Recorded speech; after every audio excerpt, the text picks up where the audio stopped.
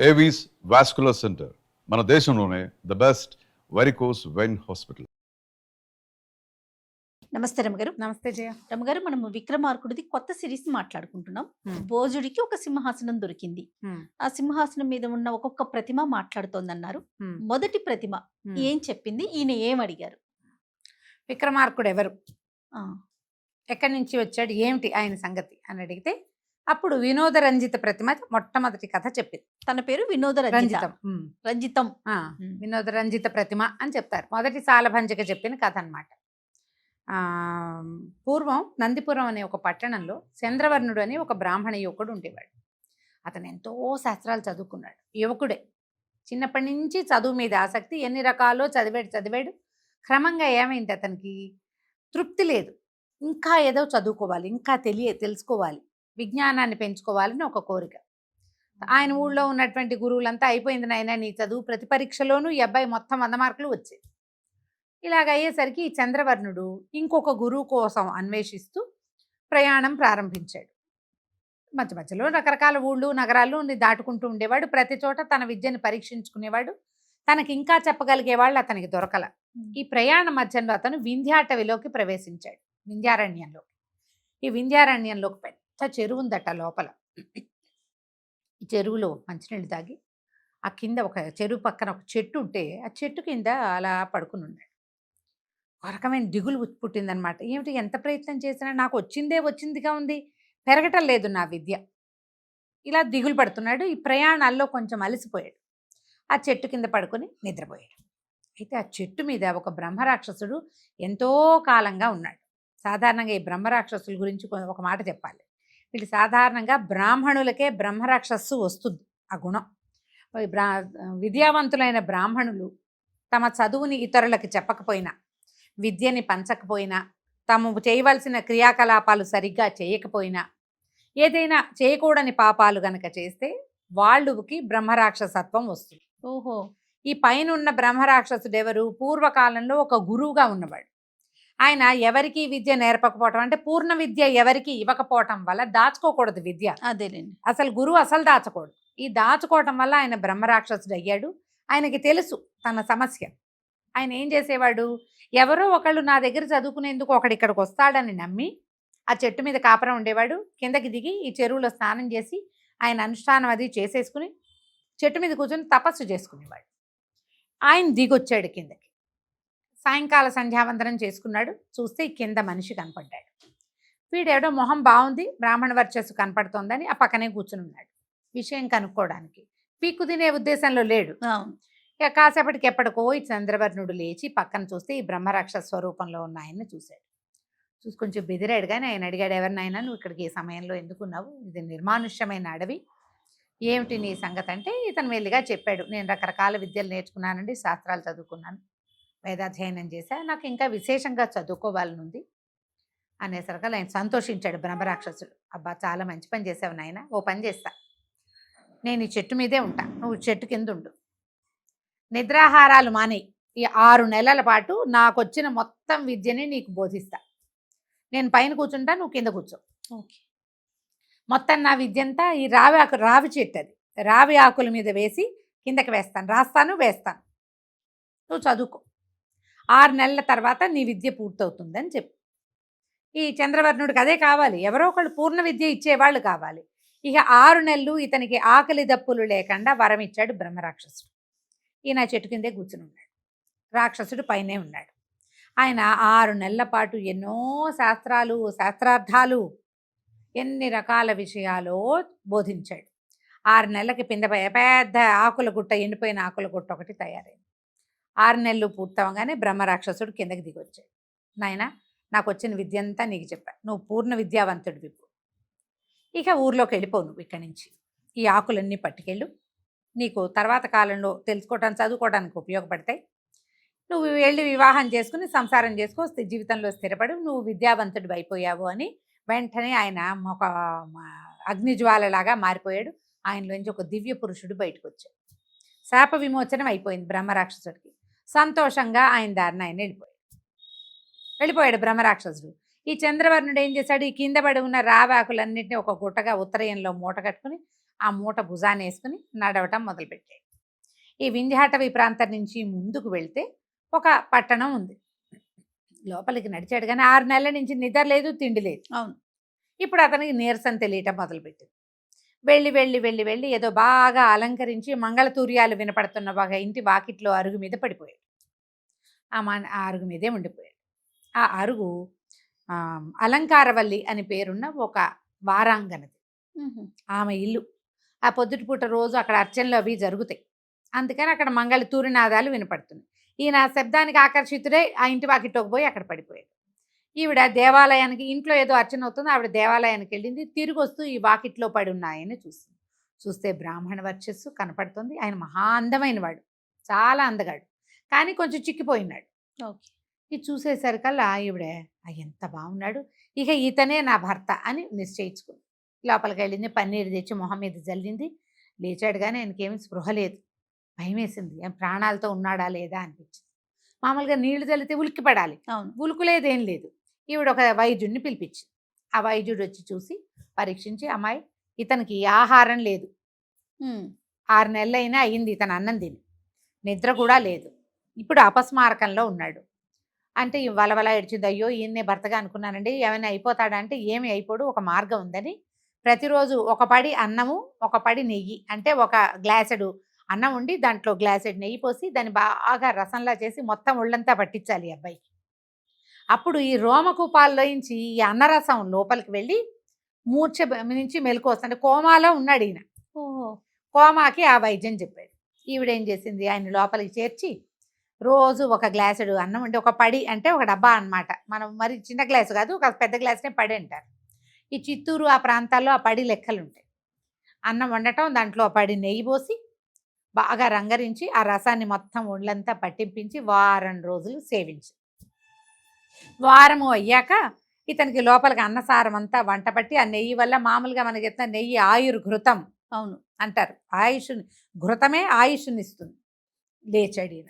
మేలుకు వచ్చి చూసుకుంటే తెలిసింది ఇది వారాంగన గృహం అని, కనపడుతున్న సౌందర్యవతి వారాంగన అని తెలిసింది. లేచాడు. లేవగానే ఈవిడ సంతోషించింది. మీరు అన్నం తినండి, ఆ అనుష్ఠానం చేసుకోండి, అది చేయండి, ఇది చేయండి, తర్వాత మనం పెళ్లి చేసుకుందామని అనగానే ఆయన నిర్ఘాంతపోయాడు. పెళ్లి చేసుకోవటం ఏమిటి, నువ్వెవరు, నేనెవరు, సద్బ్రాహ్మణుణ్ణి, వారాంగనని పెళ్లి చేసుకోవటం ఏమిటి నేను అని ఒప్పుకోలేదు. ఒప్పుకోపోయేసరిగా ఆవిడ కొంచెం కాస్త గట్టి గట్టిగా మాట్లాడింది. చుట్టుపక్కల అంతా చేరారు. వారం రోజుల నుంచి నిన్ను కాపాడింది, లేకపోతే నువ్వు చచ్చిపోయేవాడివి, పోయేవాడు కదా, వదిలేస్తే ఏముంది, కోమాలో ఉన్నవాడు అదే పోక. దాంతో ఈయన ఏదో గట్టిగా మాట్లాడాడు. ఆవిడ ఏడ్చింది, గోల పెట్టింది. చుట్టుపక్కల జనం అంతా చేరారు. దారైపోతున్న రక్షక భటులు 4 చేరారు. ఏమిటేమిటని కనుక్కున్నారు. అక్కడి నుంచి ఈయన మోసుకుపోయారు. ఇది తగాదా కదా. మరి వారం రోజులు ఈయన్ని పోషించింది ఎందుకు? ఆవిడ ఇంక ఇంట్లోకి ఎవరిని రానివ్వను, ఈయనే నా భర్తని ప్రకటించింది. అక్కడికి వెళ్ళేసరికల్లా రాజుగారు అబ్బాయిని చూసి ఆశ్చర్యపోయారు. ఏమిటి ఇంత అందగాడుగా ఉన్నాడు, ఎంత బాగున్నాడు అబ్బాయి, ఎంతో బాగున్నాడని ఆయనకి చాలా నచ్చాడు ఈయన, ఈ చంద్రవర్ణుడు. నచ్చేసరికల్లా అలంకార వల్లంది, అయ్యా ఈయన మరణిస్తాడని చెప్పాడండి వైద్యుడు, వారం రోజులు విశేషంగా భార్య భర్తని సేవించినట్టు సేవించాను, వివాహం చేసుకోవాలంటే ఇతను ఒప్పుకోవటం లేదు అనేసరికల్లా ఆయన అన్నాడు. సభలో ఉన్న పెద్దవాళ్ళందరినీ పిలిచాడు, పురోహితులు వాళ్ళు వచ్చారు. ఇట్లా సద్బ్రాహ్మణుడు వారాంగనని వివాహం చేసుకోవచ్చా అంటే అప్పుడు ఏం చెప్పాడు సభలో ఉన్న పురోహితుడు, చేసుకోవచ్చు, ఒక విధానం ఉంది. ఏమిటి, 4 జాతుల వాళ్ళు చాతుర్వర్ణాల కన్యల్ని ఒకేసారి వివాహం చేసుకునేటప్పుడు చతుర్థవర్ణంగా భోగాంకన ఉండవచ్చు. అందులో రాజుగారికి ఈ అబ్బాయి నచ్చాడు కదా, తన కూతురించి పెళ్లి చేసేద్దామనింది. ఆయనకు ఒకే ఒక్క కూతురు, ఆ రాజ్యానికి వారసులు లేరు. ఆయనేమో తన కూతురుని ఇవ్వాలనుకున్నాడు. అక్కడి నుంచి రాజుగారికి మంత్రిగా ఒక వైశ్య ప్రముఖుడు ఉన్నాడు, ఆయన ఇవ్వడానికి ఒప్పుకున్నాడు. అక్కడి నుంచి సద్బ్రాహ్మణ కన్య కావాలి, పురోహితుడికి ఒక కూతురు. వీళ్ళు 3 కాకుండా 4వది అలంకారవల్లి. ఇప్పుడు రాజుగారు అమ్మాయి, మంత్రి గారు అమ్మాయి, పురోహితుడు గారు అమ్మాయి, 4వది అలంకారవల్లి. ఈ 4గురిని ఇచ్చి ఒకేసారి చంద్రవర్ణుడికి ఇచ్చి వివాహం చేశారు. ఈయన భోగాంగన్నే పెళ్లి చేసుకుంటే ఆమె వల్ల కలిగే సంతానం ఆయనకి నీళ్ళు తల్లటానికి పనికిరారు. అప్పటి విధానం అది, దాని మీద ప్రశ్నలు వేసుకోకూడదు మనం. ఆ రోజుల్లో పద్ధతి అది. అంటే విలోమ వివాహం వల్ల కలిగే సంతానము తద్దినం పెట్టడానికి పనికిరారు, బ్రాహ్మణ సంతానమే కావాలి, అది నియమం. లేదా క్షత్రియ కూడా పనికొస్తారు. ఇలా అయ్యేసరికల్లా సరే పెళ్లి చేసేసారు. ఈ పెళ్ళి అయిపోయిన తర్వాత ఈ 4 అమ్మాయిలతోటి ఆయన సంతోషంగా ఉన్నాడు. బోళ్ళంతా చదువుకున్నాడు, రాజుగారి అల్లుడు. కొంతకాలానికి 4 భార్యలు గర్భవతులై 4 కుమారులు కలిగారు. రాచభార్యకి కలిగిన క్షత్రియ కన్యకి పుట్టినవాడు విక్రమార్కుడు, వైశ్యకన్యకి పుట్టినవాడు భట్టి, అలంకారవల్లికి కలిగినవాడు భర్తృహరి. అక్కడి నుంచి ఇంకొక కన్యను పెళ్లి చేసుకున్నాడు ఈయన. బ్రాహ్మణ కన్యకి కలిగినవాడు వరరుచి. అయితే వరరుచి అని పేరు చెప్తారు, చిన్న పాట భేదం కనపడుతుంది, పేర్లు కొంచెం తేడా ఉన్నాయి. 4 కుమారులు కలిగారు.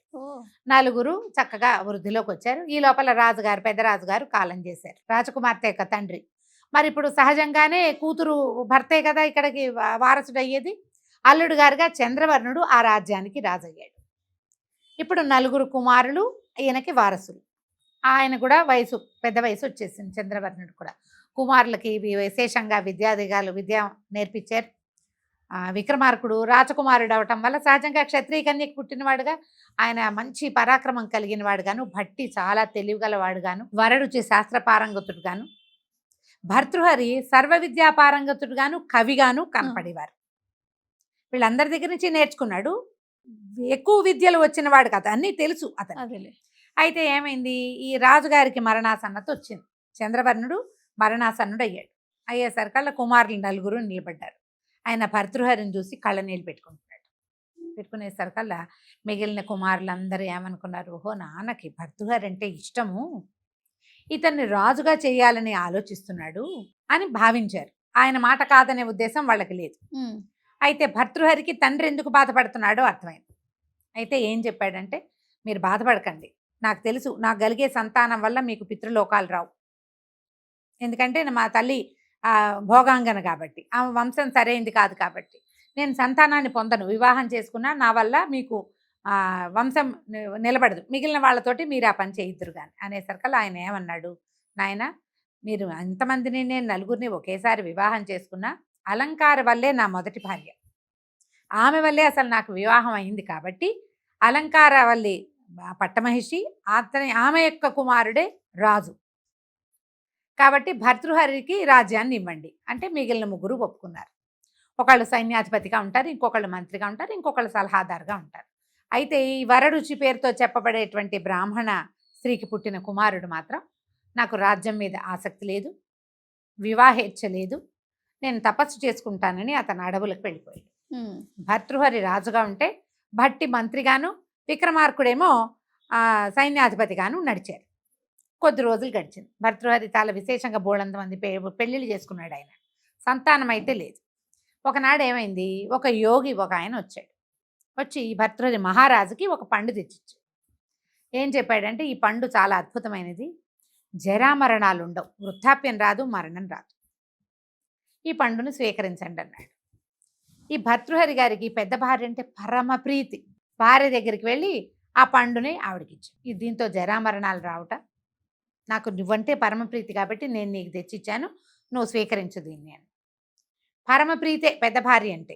కానీ పెద్ద భార్యకి ప్రీతికరమైన వాడు ఇంకొకడు ఉన్నాడు. ఆవిడేం చేసింది, ఆ పండుని తనకి చిన్నప్పటి నుంచి తనతో స్నేహంగా ఉండి రాజుగారి లేనప్పుడు తనతో కలిసి ఉండేవాడు ఒకడికి ఆ పండుని అప్పచెప్పింది. వాడు ఒక అశ్వచోదకుడు, అంటే గుర్రాలు దోలేవాడు. రాజుగారి భార్యది ఎంత బ్యాడ్ చాయిసో చూడు.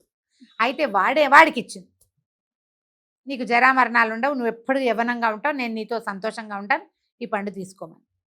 ఆ పండు మహత్యం ఎవరికి తెలుస్తుంది, వాడికి ఏం తెలుసు, ఏదో మంచి పండని వాడేం చేశాడు, ఆ పండుని తీసుకుపోయి, వాడికి ఇంకొక ప్రేయస్ ఉంది, రాణిగారు అప్పుడప్పుడు పలకరిస్తాడు, వాడికి సహజ ప్రేయస్ ఒకటి ఉంది, అదొక దాసి. ఆ దాసి ఏం చేస్తుంది, పళ్ళు అమ్ముతుంది, కూరలు అమ్ముతుంది రోడ్ల మీద, దానికి అప్పచెప్పాడు ఆ పండు. కాలంగాని కాలంలో కనపడిన మామిడి పండు చూసి అది ఇంటికెళ్ళి తన భర్త పిల్లలతోటి తినచ్చని ఆ పండుని బుట్టలో పెట్టుకుని కూరలు అమ్మబోయి కూరలన్నీ అమ్ముకున్నాక బుట్టతో సహా ఇంటికి వెళ్తారు. ఈ భర్తృహరి గారు రాత్రి సాయంకాలం వేళ ఈ మన సౌధోపరి భాగంలోకి పైకెక్కి పచారులు చేస్తున్నాడు. కింద పైనుంచి చూస్తుంటే ఆయనకి పచ్చటిదేదో ఆయన దృష్టిని ఆకర్షించింది. తీరా చూస్తే అదొక మామిడి పండని, కాలంగాని కాలంలో మామిడి పండు ఎక్కడిది అని ఆశ్చర్యపోయి ఆయన గుర్తొచ్చింది, మన దగ్గరికి ఒక పండు వచ్చింది, కాలంగాని కాలంలో మామిడి పండే విశేషం. ఆ అమ్మిని పిలిచి కేకేసి అడిగాడు, ఈ పండు నీకు ఎక్కడిది అంటే ముందు భయం వేసింది కానీ తర్వాత మెల్లిగా ఒప్పుకుంది. ఫలానా ఒక స్నేహితుడు ఉన్నాడు, వాడిచ్చాడని. ఈ స్నేహితుడు ఎవడు, వాడిని పట్టుకున్నారు. వాడు ఒక అశుశోధకుడు, వాడిని పట్టుకొస్తే వాడు మంచి కండలు తిరిగి స్ఫురద్రూపిగా ఉన్నాడు. వాడిని గట్టిగా దండించేశారు కల్లా రాణిగారు నాకు స్నేహితురాలు ఆమె ఇచ్చి ఆ పండును పట్టుకుని భర్తృహరి గారి భార్య దగ్గరకు వచ్చాడు. ఇంత పని చేసావా నువ్వు? నేను ఒక మహారాజును అయ్యుండి ఇంత విశేషమైన ప్రజ్ఞ కలిగిన తమ్ముళ్లతోటి సేవించబడే రాజ్యానికి ప్రధానమైన వాడిని నువ్వు ప్రధానురాలివి, ఈ పని చేసావే. నాకు స్త్రీ వ్యామోహం, సంతాన వ్యామోహం ఉండదని మా తండ్రికి మాటిచ్చాను. నేను స్త్రీ వ్యామోహం కూడా ఉండకూడదని భగవంతుడు నాకు తెలియజేశాడు. నీ దారిని నువ్వు వెళ్ళిపో అని చెప్పి తన మొత్తం భార్యలందరినీ విముక్తులు చేసేశాడు. నాతోటి ఇంకా మీకు సంబంధం లేదు, మీ దారిని మీరు వెళ్ళండి అని. ఆ పండు తను భుజించి అడవికి తపస్సు చేసుకోవడానికి వెళ్ళిపోయాడు. భర్తృహరి పరమాద్భుతమైన శతకం రాశాడు. 100 శ్లోకాలు ఆయన రాసినవి సంస్కృతంలో. భర్తృహరి శతకం ఎంత అద్భుతమైనవంటే మన యోగి వేమన పద్యాలు ఎలాంటి ఆణిముత్యాలు, భర్తృహరి రాసినటువంటి సుభాషితాలు, శతకం సుభాషితాలు ఆణిముత్యాలు. ఆయన జీవితానుభవం అంతా దాంట్లో కనపడుతుంది. ఆయన అడవికి వెళ్ళిపోతూ తమ్ముడైన విక్రమార్కుడికి క్షత్రియ కుమారుడైన ఆయనకి రాజ్యాన్ని అప్పచెప్పాడు. మీ ఇద్దరు తండ్రి గారు సమర్పించిన రాజ్యాన్ని జాగ్రత్తగా చూసుకోండి, ఇంకా నన్ను ఆశించద్దు, నేను రాను. ఆయన వెళ్ళిపోయాడు. వెళ్ళి ఏవో గుహలలో ఉండి ఎంతకాలమో తపస్సు చేసుకుని ఆయనకి జరా మరణం లేదు ఆ పండు వల్ల. అలాగే ఉండి ఎన్నో సుభాషితాలు ప్రపంచానికి అందించాడు. తర్వాత రాజు అయిన వాడు విక్రమార్కుడు. ఈ విక్రమార్కుడు భట్టి ఇద్దరు చాలా విశేషమైన ప్రజ్ఞతోటి రాజ్యం చేసుకున్నారు, ముందుకు తీసుకెళ్లారు. అయితే ఈయన చాలా ప్రజ్ఞావంతుడు. అసలు ఈగ కత్తి యుద్ధంలో ఆరితేరిన వాడు ఎవరు? విక్రమార్కుడు. అయితే అతనికి ఏమనిపించిందంటే, మనం ఇంత ప్రజ్ఞావంతులమై ఇంత చిన్న రాజ్యం ఏమిటి, రాజ్యాన్ని విస్తరిద్దాం. లెక్క ప్రకారం మనం 4 అన్నదమ్మలు ఉంటే నలుగురికి సరిపడా దీనికి 4 ఇంతలు ఉండద్దా? పెద్దవాళ్ళు ఇద్దరు వెళ్ళిపోయారు అనుకో, ఆఖరివాడు మధ్యలో వాడు వెళ్ళిపోయారు, నువ్వు నేను మిగిలేము. మనకైనా ఈ చిన్న రాజ్యం ఏమిటి మన ప్రజ్ఞకి అని చెప్పి రాజ్య విస్తరణ మొదలుపెట్టారు. రాజ్యాన్ని చాలా విస్తరించారు. చుట్టుపక్కల ఎందరో రాజులు వీళ్ళకి పాదాక్రాంతం అయ్యారు. అయిన తర్వాత విక్రమార్కుడికి ఏమనిపించిందంటే, మనం ఒక రాజధాని కట్టుకుందాం, మన రాజ్యాన్ని అక్కడికి మారుద్దాం, అనువైన ప్రదేశాన్ని వెతకమని భట్టికి చెప్పారు.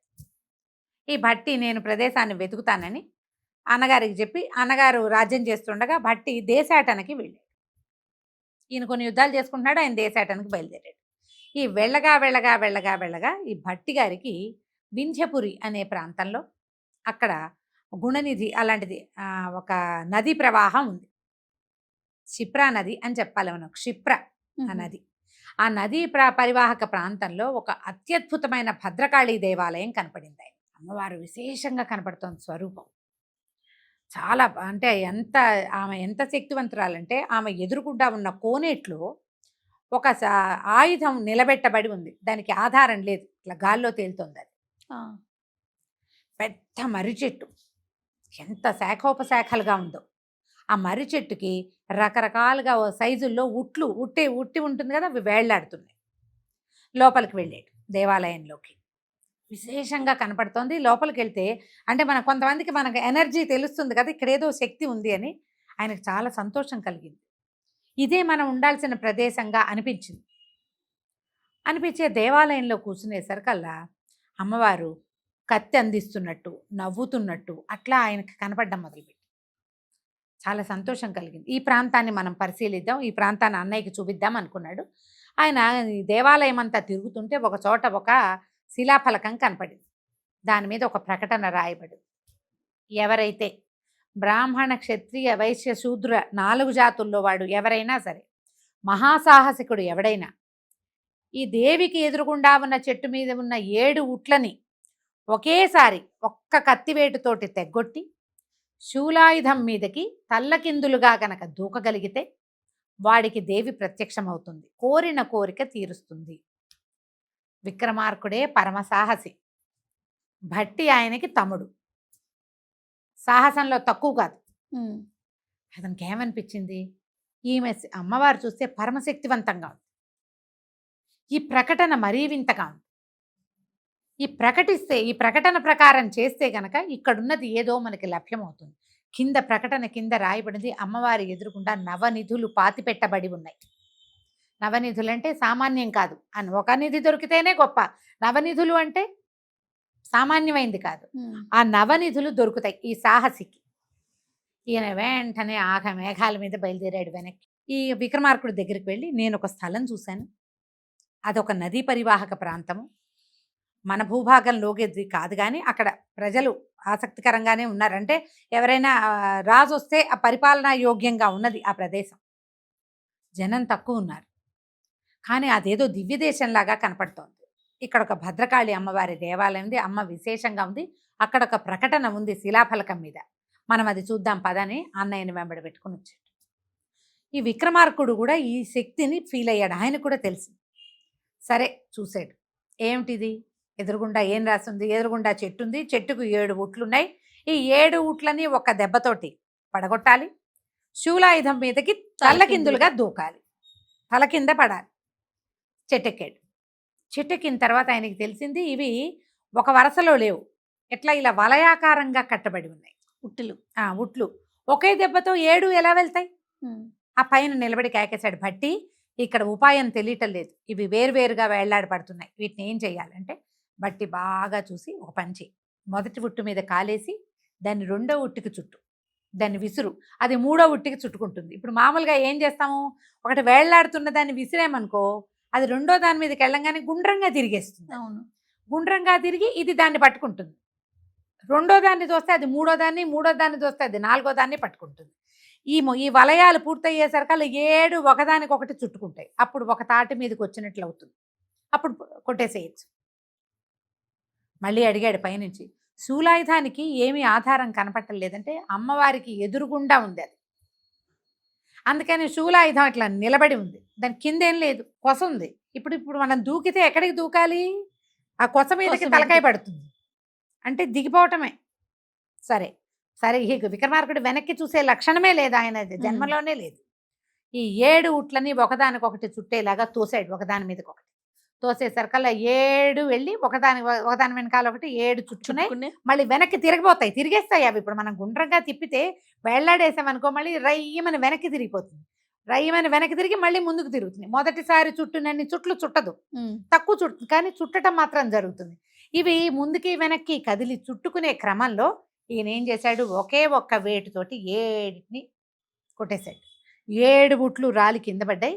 ఈయన జయ భద్రకాళి అని తల్లకిందులుగా శూలం మీదకి దూకేస్తే శూలం మాయమైపోయింది. ఈయన ఎట్లా పడ్డాడు, చేతులతోటి పడ్డాడు కిందకి, చేతులు కింద కాళ్ళు పైకి, ఆ చేతులతో ఇంకా కాళ్ళు కిందకి పెట్టాల, అలాగే చేతులతోటి నడుచుకుంటూ వచ్చాడు అమ్మవారి దగ్గరికి. ఈ విగ్రహంలోంచి పెద్ద వెలుగు వచ్చింది, ఎంత వెలుగో, ఆ వెలుగులోంచి భద్రకాళి అమ్మవారు ప్రత్యక్షం అయ్యేసరికి ఇక ఎంత సంతోషించాడో విక్రమార్కుడు, పరమానందాన్ని పొందాడు. అమ్మవారు కూడా నీ సాహసానికి మెచ్చాను, పరమ సాహసికుడివైన రాజువుగా నువ్వు ఎప్పటికీ గెలుపొందుతావు, కొన్ని వేల సంవత్సరాల పాటు నీ పేరుతోటి ఈ కథ నడుస్తూనే ఉంటుంది, నీకేం కావాలో చెప్పాను అంటే నీ నవనిధులు నాకు కావాలి, ఒకటి ఈ మందిరానికి నువ్వు ఎక్కడైతే ఉన్నావో దీనికి 4 పక్కల రాజ్య విస్తరణ చేసే అవకాశాన్ని ఇవ్వు, నాకు రాజ్యాన్ని చేసి పెట్టు అని అడిగాడు. అప్పుడు ఈ ఉజ్జయిని నగరం ప్రారంభమైంది. ఆ రకంగా గడకాళిక పేరుతోటి ఇప్పటికీ కూడా ఆ మందిరం ఉంది. ఓహో, గడకాళి దాని పేరు, ఆ మందిరం పేరే. 4 పక్కలకి ఉజ్జయిని మహానగరం వ్యాప్తి చెందింది. అయితే ఈ ఉజ్జయిని మహానగరంలో ఇప్పుడు ఒక ప్రాంతంలో ఈమె ఉంటే ఈ ప్రాంతం ఇంత ప్రత్యేకంగా ఉండడానికి కారణం ఏమిటి, అక్కడ ఆల్రెడీ శక్తిపీఠం ఉంది, తర్వాత ఈ మన శివక్షేత్రం ఉంది, ఆయన ఏమనాలి మనం, ద్వాదశ జ్యోతిర్లింగ స్థాపన జరిగి ఉంది. పరమేశ్వరుడు ఒక చోట ఉన్నాడు, ఆయనకి దగ్గరలోనే అమ్మవారు సిద్ధిదాత్రి స్వరూపంతో వెలిసి ఉన్నది. అక్కడ దాకా ఈ నగరం విస్తరించింది. గడకాళిక నుంచి కాళిక ఆలయం నుంచి 4 పక్కలకి విస్తారంలో ఈ మొత్తం ఈయన ఈ జ్యోతిర్లింగము, తర్వాత అమ్మవారు వెలిసి ఉన్నటువంటి ఆ శక్తి స్వరూపము, శక్తిపీఠము అన్నీ కవర్ అయ్యేలాగా పెద్ద మహానగరం వెలిసింది. ఆ నది క్షిప్రా నది, ఆ నగరమేమో ఉజ్జయినిగా వెలిసింది. ఈ ఉజ్జయిని మహానగరాన్ని తన రాజధానిగా చేసుకుని విక్రమార్కుడు ఇక్కడి నుంచే తను సాధించినటువంటి అన్ని రాజ్యాలని పరిపాలించాడు. ఇది విక్రమార్కుడు యొక్క పుట్టుక. ఆయనకి ఉజ్జయిని ఎలా లభించిందో వినోదరంజితం చెప్పిన కథల్లో మొదటి భాగం. ఇంకా 2వ భాగం ఉంది, అది మళ్ళీ చెప్పుకో. తప్పకుండా రమ్మగారు. ఇన్ని రోజులు విక్రమార్కుడి గురించి ఆయన సాహసాలే విన్నాం తప్ప ఆయన పుట్టుక అదే తెలుసుకోవటం చాలా ఆనందం అనిపిస్తోంది. చాలా బాగుందండి. నమస్తే. నమస్తే జయ.